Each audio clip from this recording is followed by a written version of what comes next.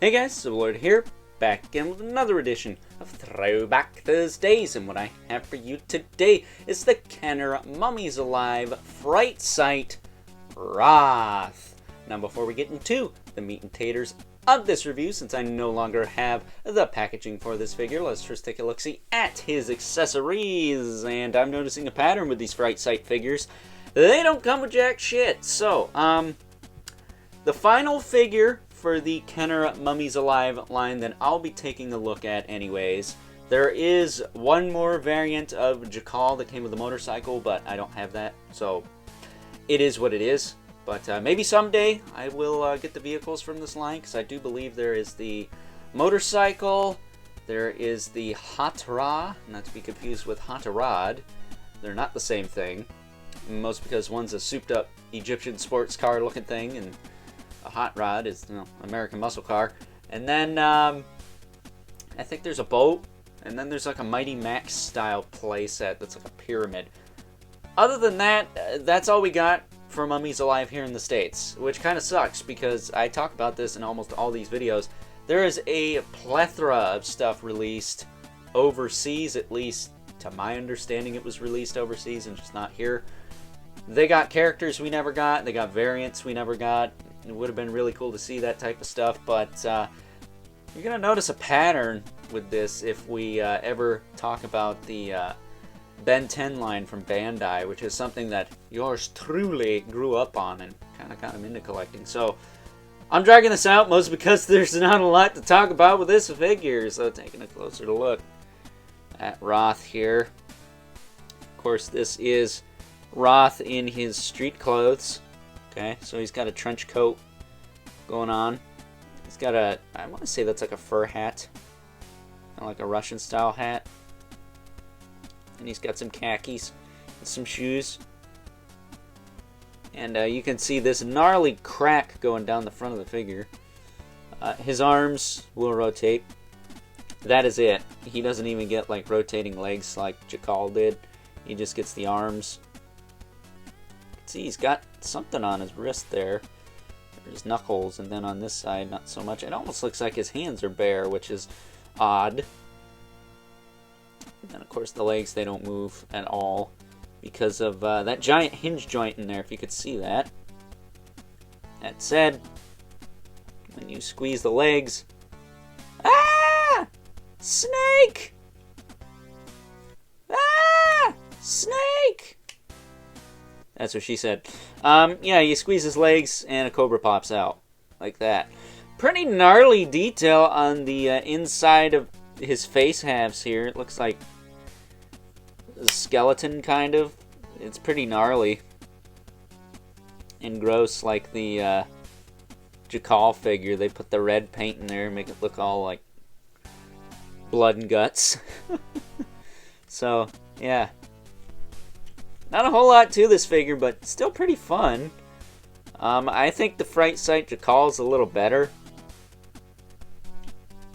Just because he's more articulated, and his gimmick is a little bit more grotesque, which always gets bonus points from yours truly. But the snake thing's kind of cool. I know my grandma would absolutely hate this freaking thing. But yeah. And this makes sense for Rath, since his, is it patron god is the Cobra? Whatever that thing's name is. Sekbet or something? I can't remember. My Egyptian mythology knowledge is very broad but very narrow, because they have a god for just about anything, much like ancient Greece, which we never really did get a series for ancient Greece that was all like superheroes with powers and stuff. Unless you want to count Disney's Hercules, which got its own TV series after the movie came out.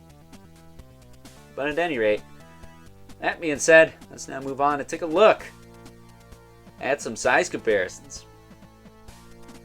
First up, here's our Fright-Sight Rath next to his standard release from the Kenner Mummies Alive line. And as you can see, much like Jakal, the Fright-Sight figure stands just a hair taller than the standard release, which could arguably be the deluxe release because of all the add-on armor bits, and the fact that I think the fun factor with the standard figures in this line is a little bit higher than the Fright-Sight ones. As much as I like the Fright-Sight gimmick, I think the basic figures in this line are what most people gravitate towards, at least as far as what I've seen. And last, but certainly not least, we have our two regulars, the Mythic Legion's Brother Mandibulus, and Livid Spawn, as usual, towers over everyone. So with that being said, time to wrap things up, some final thoughts. Overall, and as I said in my review for the Fright-Sight Jackal, if you are a fan of these particular gimmicks, much like the ones they used in the old Ghostbusters line, and even those new Stranger Things figures, I think you're going to think this is a very fun figure. That said, if you're like me and much prefer the Mummies to look like their more heroic counterparts with the Egyptian god armor and the weapons and the cool karate moves and all that, then maybe this is a pass. That said, these figures aren't that expensive. Out of all the Mummies Alive figures I know of that were released over here in the States, the two Fright-Sight figures are relatively cheap. They are not more than $10 at the most, and I do believe that is carded. So if you're a completionist like me, then these are a must-have, but if you're a casual collector and just want the Mummies themselves, then these are an easy pass. So with that being said, I hope you guys enjoyed this week's edition of Throwback Thursdays. If you're so inclined, please don't forget to comment, like, subscribe, and hit the bell so you know whenever I upload more reviews like this one. If you haven't already, please hit me up on Instagram at Overlord Productions. But as always, keep the comments civil, because the world sucks enough as it is, especially when you break in half and a snake pops out. I mean, I thought chest bursters from Aliens were bad. And until next time, I'll catch you guys later.